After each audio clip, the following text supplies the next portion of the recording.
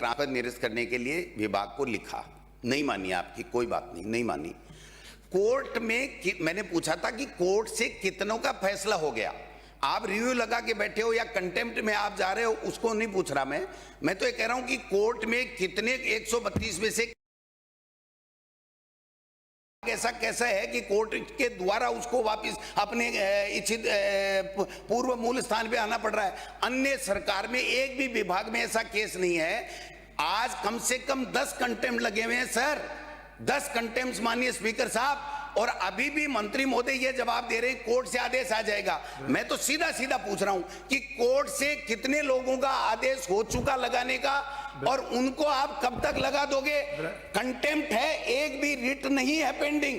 Contempt इसलिए है कि आपका अधिकारी आपकी मानता नहीं है और वो ये कहता है कि दीपक अग्रवाल को ट्रेप कैसे कराया भ्रष्टाचारी को, वो मेरा मित्र था, उस मित्र को बदला लेने के लिए उसको ट्रेप होने के कारण से वो इनको कोर्ट में घसीट रहा है 100 लोगों को। इससे बड़ी शर्म की बात सरकार के लिए कोई हो नहीं सकती है। आप मुझे इतना बता दें कि कितने लोगों का आदेश आ चुका है और उनका जिसका कोर्ट का आदेश हो गया उनको आप कितने दिन में पोस्टिंग करोगे नहीं करोगे? विराजो माननीय मंत्री जी, लास्ट बोल दो।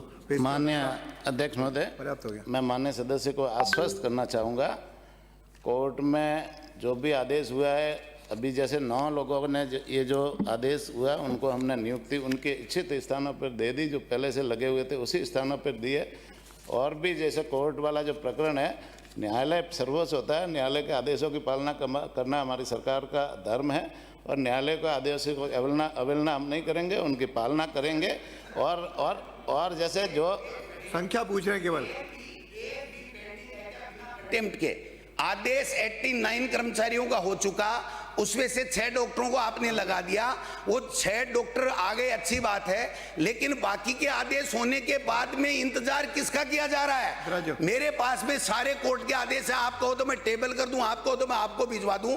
केवल और केवल एक अधिकारी की हठधर्मिता और दीपक अग्रवाल से उनकी दोस्ती के कारण से पूरे राजस्थान के पशुपालन विभाग को और पूरी सरकार को बदनाम किया जा रहा है कि उसको ट्रेप कैसे कराया। मैं आपको यहाँ पर नौकरी नहीं करने दूंगा। ध्यान आकर्षित हो गया, ध्यान आकर्षित हो गया। कोई बोलना है क्या? नहीं तो अगला मुझे विधायी काम भी कराना है। माननीय अध्यक्ष महोदय, मैं माननीय सदस्य को पूरी तरह से आश्वस्त करना चाहूँगा कि हमारी सरकार कार्मिकों के हितों के प्रति सजग है और उनको किसी तरह से नुकसान नहीं करेंगे। और देखो, जो कोर्ट के आदेशों की पालना करेंगे और कोर्ट में जो विचाराधीन है उसके बाद में जहाँ भी कोर्ट का फैसला होगा उसके पालना करेंगे। जल्दी करो। आप मुझे बता देना ना, आप मुझे बता देना, आप है ना, हम कार्मिकों के साथ है, हम कार्मिकों के साथ हैं, हम कार्मिकों की मदद करेंगे। मैं माननीय सदस्य को ये आश्वस्त 3 बार हो गया, इतनी देर तक नहीं हो सकता। लास्ट 1 मिनट बोलो, मैं खत्म। कितने लोगों का हाईकोर्ट की जोधपुर बेंच और जयपुर बेंच से आदेश आया हुआ है जिनके खिलाफ विभाग कंटेम्प्ट में अपनी पैरवी कर रहा है? कंटेम्प्ट से बचने के लिए कितने लोगों का आदेश आया हुआ है? संख्या बता दो, छोड़ दो सब बातें। जो संख्या बता। अच्छा, कि जैसे अभी 9 का आदेश हमारे पास आया, 9 का कर दिया, बाकी भी जैसे जो कोर्ट से जो आदेश हुआ है मैं पूरे आदेशों की कॉपी निकलवा दूंगा। मैं पूरे आदेशों की कॉपी निकलवाऊंगा और पूरी मदद है ना, इन कार्मिकों की पूरी मदद हम करेंगे। मेज पर रखे जाने सदस्य श्री हो गया, श्री गजेंद्र सिंह, ध्यान भी आकर्षित हो गया, जवाब आ गया। हाँ, माननीय अध्यक्ष महोदय, मैं आपकी अनुमति से कार्यसूची में किए गए उल्लेख के अनुसार वित्त कर विभाग की एक अधिसूचना सदन की मेज पर रखता हूं। श्री जोगाराम पटेल, वार्षिक प्रतिवेदन। माननीय अध्यक्ष महोदय, वार्षिक प्रतिवेदन थोड़ी सा मैं आपकी अनुमति से कंपनी अधिनियम 2013 की धारा 395 के अंतर्गत राजस्थान पर्यटन विकास निगम लिमिटेड जयपुर का वार्षिक प्रतिवेदन वर्ष 2020-21 सदन की मेज पर रखता हूं। याचिकाओं का उपस्थापन। श्री अमित आचरण। धन्यवाद अध्यक्ष महोदय। अध्यक्ष महोदय, मैं आपकी अनुमति से निम्नांकित याचिकाओं का उपस्थापन करता हूं। विधानसभा क्षेत्र नौहर में पशु विज्ञान महाविद्यालय की स्थापना करवाए जाने के संबंध में एवं विधानसभा क्षेत्र नौहर में शहरी प्राथमिक स्वास्थ्य केंद्र नौहर को शहरी सामुदायिक स्वास्थ्य केंद्र में करवाए जाने के संबंध में। श्री अमीर सिंह भायल, श्री बाबू सिंह राठौड़। अध्यक्ष महोदय, मैं आपकी अनुमति से विधानसभा क्षेत्र शेरगढ़ के सेखाड़ा, भूमरा, लोड़ता, हरिदासता व बस्तवा में केंद्रीय विद्यालय खोलने के लिए राजस्थान सरकार का प्रस्ताव केंद्र सरकार को भिजवाने के संबंध में एक याचिका का उपस्थापन करता हूँ। श्री चेतन पटेल, कोलाना। अध्यक्ष महोदय, मैं आपकी अनुमति से विधानसभा क्षेत्र पीपलदा के सुल्तानपुर एवं इटावा नगरपालिका क्षेत्रों को आबादी में परिवर्तित करवाने के संबंध में एक याचिका का उपस्थापन करता हूं। श्री संजय कुमार। अध्यक्ष महोदय, मैं आपकी अनुमति से विधानसभा क्षेत्र बसेड़ी धौलपुर की कतिपय सड़कों, पुल कार्य के निर्माण की स्वीकृति जारी करवाने के संबंध में याचिका का उपस्थापन करता हूं। श्री छगन सिंह राजपुरोहित। अध्यक्ष महोदय, मैं आपकी अनुमति से विधानसभा क्षेत्र और के सनवाड़ा में वन विभाग द्वारा मातृ वन, नमो वन की स्थापना करवाने के संबंध में याचिका का उपस्थापन करता हूं। विधायी काम श्री जोगाराम पटेल। माननीय अध्यक्ष महोदय, मैं आपकी अनुमति से प्रस्ताव करता हूं कि राजस्थान विक्षुब्ध क्षेत्रों में स्थावर संपत्ति के अंतरण का प्रतिषेध और परिसरों से किराएदारों को बेदखली से संरक्षण के लिए उपबंध विधेयक 2026 को विचारार्थ लिया जाए। माननीय सदस्यों, इस पर जिन्होंने कट मोशन दिया है उनका नाम पुकारो। उसके पहले हमेशा सदन को निश्चित अवधि तक चलाना होता है। किसी भी विधेयक के लिए समय निश्चित होता है, अतः समय सीमा तो बांधनी पड़ेगी कि अनिश्चित काल तक तो कोई नहीं बोल सकता।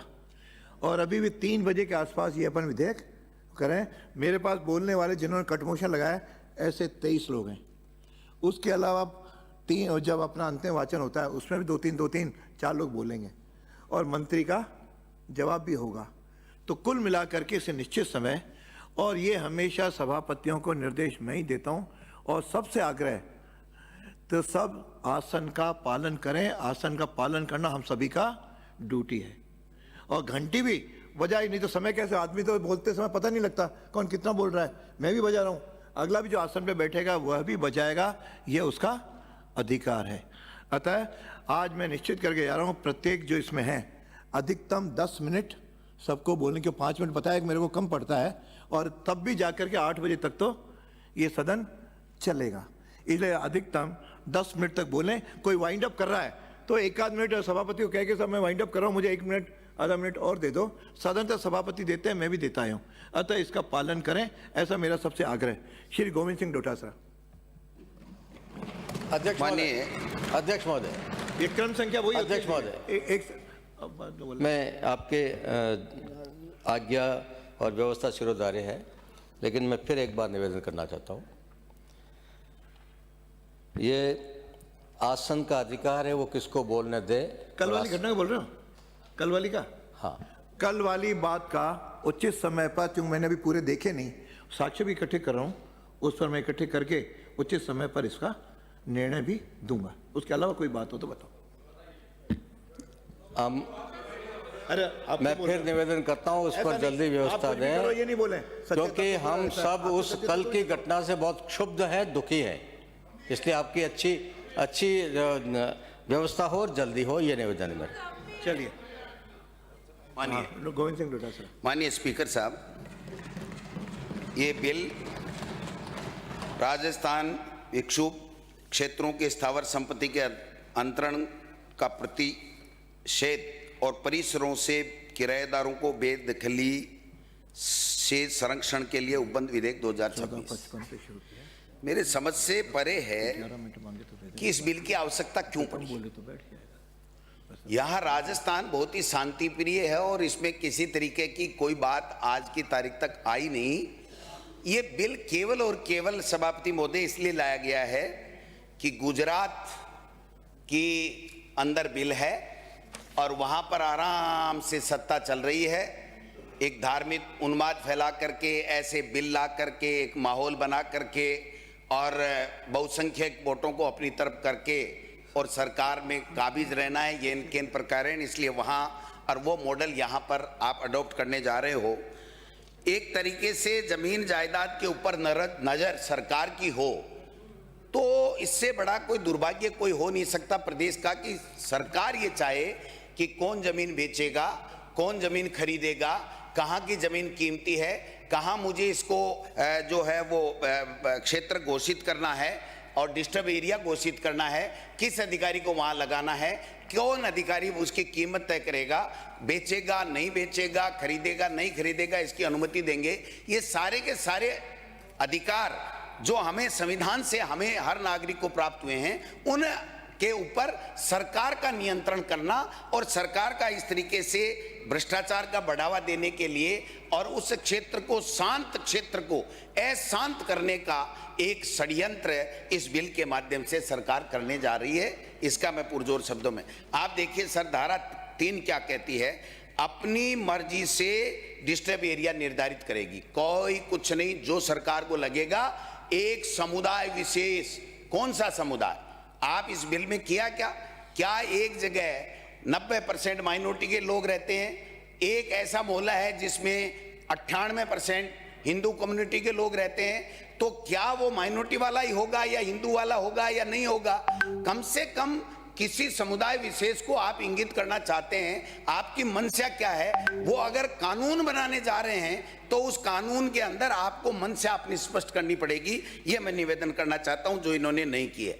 बेचान पे रोक लगा दी, अधिकार वही कीमत तय करेगा तो मोल भाव बढ़ेगा, फिर वो ब्यूरोक्रेसी, असीमित अधिकार वाली बात जो कल भी मैं कह रहा था, अभी आके एक नमूना देख ही रहे थे क्या क्या हाल है, क्या मंत्रियों के, क्या सरकार के, क्या सीएमओ के इन अधिकारियों ने हाल कर रखे हैं। मैं समझता हूं कि ये बहुत बड़ी बात है।